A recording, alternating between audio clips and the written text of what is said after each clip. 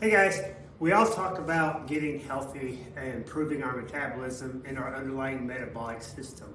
And what we're going to talk about today is how can you use nutrition to help optimize your metabolic system so that you can get the results that you want to get. Now, it may be losing weight, it may be getting off medications, it may be adding muscle. Whatever it may be, we're going to talk about how you can optimize nutrition so that you can get the results that you want to get. Now, if you don't know me, my name is Kevin Davis, and I'm a physician assistant and health online coach.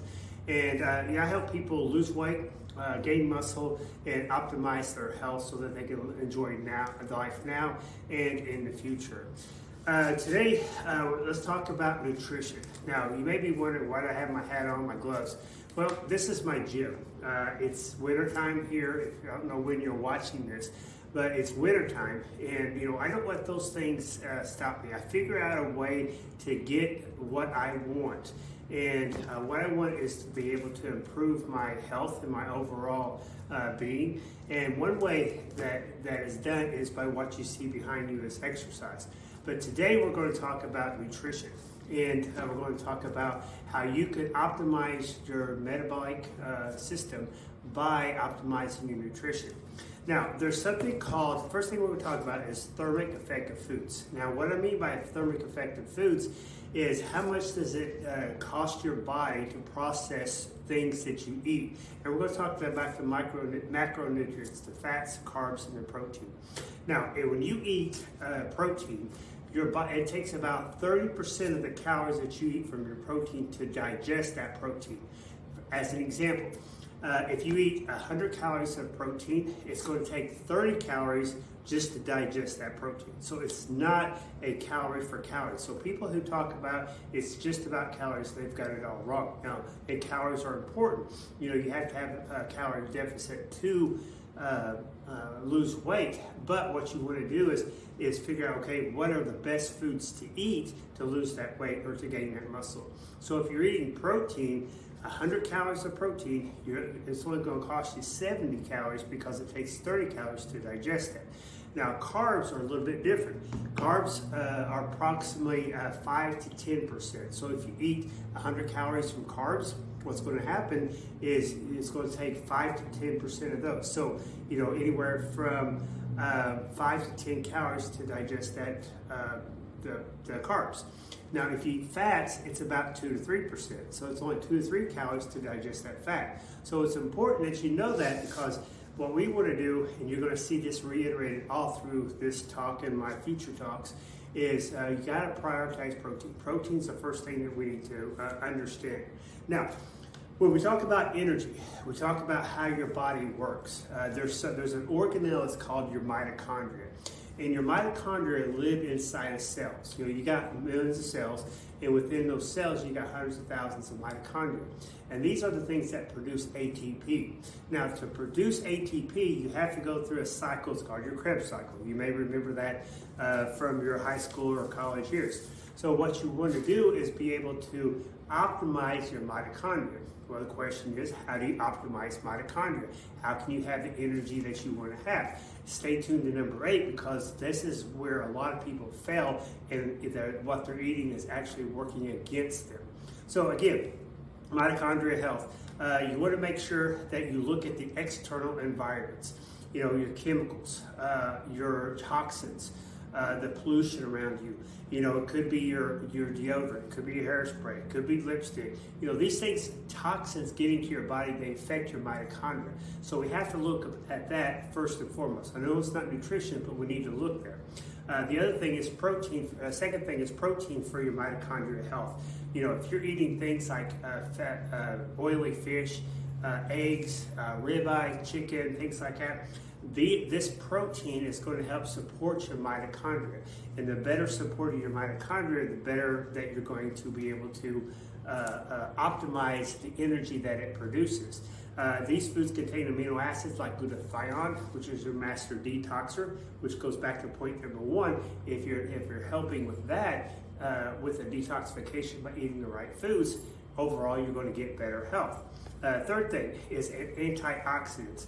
Now there's two antioxidants I want to point out is alpha lipoic acid and CoQ10. These are the antioxidants that you need to have so you can fight the stress and the cellular damage that can come to your cells. The more mitochondria, and this helps regenerate and increase your mitochondria number. So the more mitochondria you have, it makes sense, right? That you're going to produce more energy. Fourth thing, magnesium. Almost every one of my clients I have on is on magnesium. Magnesium is involved with over 300 different reactions in your body, and if you want to optimize your health, you need to have enough of the magnesium. The fifth thing, other core nutrients. You need to have B vitamins. You need to have iron. You need to have vitamin C, selenium, all those type of things. So that's where you need to concentrate. When we talk about here in just a second at the very end, is that's where whole foods come into play. If you're eating whole foods and you're eating the right kinds of whole foods, you're going to get all these micronutrients that's going to help your body produce more ATP. Because ATP is produced, it's a cycle. You go one step to another step to another step. In each of those steps, you have to have the right micronutrients, like what I just talked about, to go from step 1 to step 2, step 3. If you're not having enough of those micronutrients, what happens is it gets stuck because it can't progress to the next step unless it has those. So that's where it becomes important. Number 6, how to optimize your mitochondria, which will help your metabolic system and your metabolic function. Number 6 is omega fats. Now, there's 3 different types of omega fats. There's omega-3, 6, and 9. You need to have all of them, but you need to have the right ratio. The problem that we have is we have too much omega-6s. Omega-6s causes inflammation if you have too many. Guess where they come from? Mostly processed foods. So if you're eating a lot of processed foods, you're going to have a higher ratio of omega-6s to omega-3s. Omega-3s are the ones that are anti-inflammatory. They reduce the inflammation. So it's important that you know that. If you don't know what your levels are, test, don't guess. There's a test called the omega index. If you get the omega index, it tells you what your omega-3 level is, but it also tells you what your ratios is. And if you have a good ratio, then you're going to be able to optimize your mitochondria. Number 7, detoxification. Talked about that in the liver already.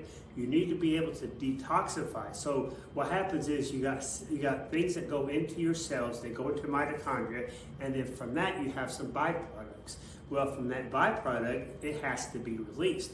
If you do not get those things out of your system, then they get recirculated, which is a bad thing to do. If you're not having regular bowel movements, a lot of times things through your liver goes through phase 1, phase 2 in your liver, and then it gets deposited into your gut and your stools, and you have a bowel movement, get rid of it. So if you're not having regular bowel movements, for instance, you need to make sure that you are, because that's going to help reduce some of the recirculation of the toxins. In a minute, we'll talk about hormones. A lot of times, if you don't have the right enzymes in your gut, it's going to, those hormones that get detoxified get recirculated and go back into your system. So, for instance, if you have high estrogen levels, there's some supplements that you can take that's going to help reduce you from reabsorbing those and not getting rid of them out of your stomach. And the 8th and final thing is for your mitochondrial health is avoiding fructose. Now, fructose is half sugar and it's going to be half fructose. So on sugar, you got 50-50. Let's not talk about glucose. That deals with your insulin and things like that, which is important, but that's not what we're going to talk about today. Fructose is if you eat too much fructose, then what's going to happen is that excess that you don't need for energy is going to be stored in your fat, and it's going to be stored as fat in your liver. Because a long time ago, what happens is if you don't eat for a couple of days, say like 200-300 years ago, you can't find anything to eat, then your body uses that fat in your liver for energy. The problem that we have is that we don't go days without eating. There's meals every day. We eat too many meals, and it keeps getting stored there. So when you talk about fructose, it leads to fatty liver. So that's a sidebar. If you have fatty liver, that's a big telltale sign something's not going right. You need to make some changes. But as far as your mitochondria, nothing in your body needs fructose to survive. As far as the reactions. fructose actually inhibits the mitochondria. So I have a lot of people tell me I'm tired all the time, I don't have any energy. Well, the problem is maybe it's too much fructose. Maybe you're having too much of that and it's hindering the production of ATP within your mitochondria. So if you want more energy, you got to get rid of the fructose. Now, a lot of people ask, can I eat fruit? My take on that is, if you are metabolically healthy, fruit is good for you, especially berries. If you are metabolically unhealthy, I think you need to get healthy first, and then you can start incorporating the fruits into your diet. So that's just my take on it. Some people have different mindsets on that. So we've talked about the mitochondria. We talked about the thermic effect of foods. Now let's talk about how nutrition affects your hormones. It's important, again, we're going to start off with protein intake. Getting enough of the protein is extremely important for your hormonal development and your hormonal balance. They're produced, a lot of these, from amino acids. Amino acids make up protein. So you can think, okay, if I don't have enough amino acids, I'm not going to get enough of the hormones that need to be developed. And especially as we get older, these hormonal changes need to be really balanced, because that's where a lot of times we don't feel as well as we should, especially females. They get in their 40s and 50s, sometimes they have estrogen dominance, they're not having that hormonal balance. Men, we have our testosterone decrease, and we don't have the energy, we don't have the muscle development that we need to have. Now, second thing about hormones is there's over 200 reactions in your body, or there's 200 hormones in your body. So you can imagine, if you're not feeding your body what it needs, you're not going to get the optimal hormonal development. Makes sense, right? So whether you're not producing too much, or you're producing too much of one or not enough of the other, it's the balance that matters. There's hormones in your gut. It's called ghrelin. That's your hunger hormone. When you're eating enough protein, that hunger hormone goes down. There's also a hormone called leptin that's in your fat cells. And when you eat enough, it sends a signal from your fat cells to your brain saying, I'm full, I don't need any more. Well, the problem with that is related back to your diet, is if you're eating too much sugar, if you're having insulin resistance, which is part of the metabolic syndrome, metabolic dysfunction, then that signal gets blocked. So that's why someone who may be overweight, themselves or other people may think, why are they hungry all the time? Well, what you're doing is you're turning off that signal from your fat cells to your brain. And as long as you keep doing that, then you're really going to struggle. That's where all this cycling of the dieting, the yo-yo dieting comes in and goes. And then finally, hormones in your dietary habits.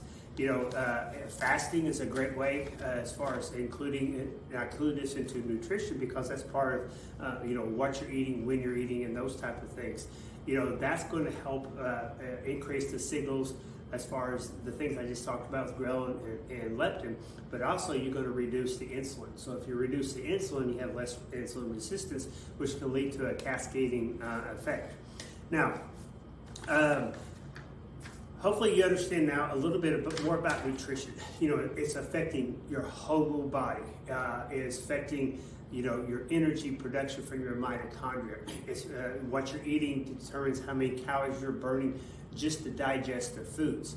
And then with your hormones, if you're not eating the right kind of foods, then your hormonal development, your hormonal balance, your hormonal signaling, because there's all this signaling that's going inside your body all day long, and you're not getting the right signals. So if you can get to the point where you can get the right signals, then you're going to be able to not only lose weight now, and I think that's important, but most important is you're going to be able to keep it off, because you're going to do the right things. You can only have willpower for so long, and then it kind of falters, and then you start breaking over, and now you're back to where you started from.